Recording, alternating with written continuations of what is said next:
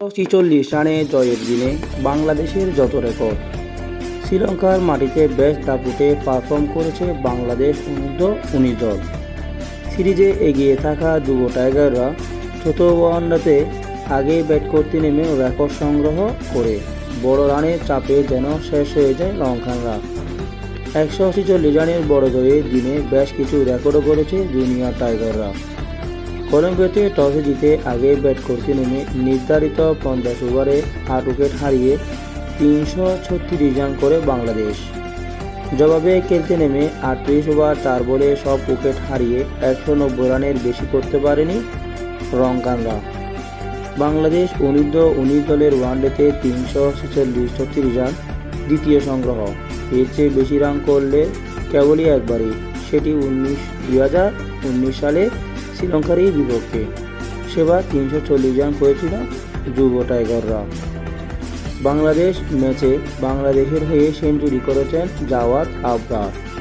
8 match খেলে যুব ওয়ানডেতে এটি তার দ্বিতীয় সেঞ্চুরি। এর চেয়ে কম ম্যাচ খেলে আর কোনো ব্যাটার দ্বিতীয় সেঞ্চুরি করতে পারেনি। আরিফুল ইসলাম 15 ম্যাচে 2টি সেঞ্চুরি করেছিলেন। এই ম্যাচে 8 বলে 23 রান করেছিলেন সামিউল বশির।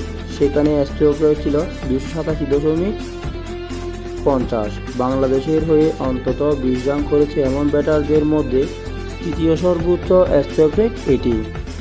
342.85 এবং 320 স্ট্রোক রেট নিয়ে প্রথম 2 স্থানে রয়েছেন আবুল হাসান এবং তানজিদ হাসান।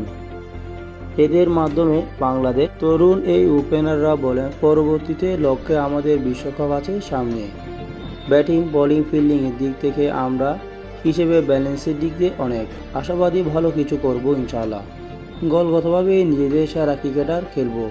আমাদের যে সামর্থ্য সেই অনুযায়ী খেলতে পারলে ভালো কিছু অর্জন হবে বিশ্বকাপের মধ্যে। সিরিজে এগিয়ে থাকা যুব টাইগাররা আজও জয় তুলে নিয়েছে।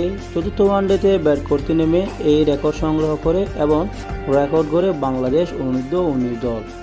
বড় রানের চাপে যেন লঙ্কানরা দিশাহারা হয়ে 146 রানের জয়ে 3-1 ব্যবধানে এগিয়ে গেল বাংলাদেশ দল।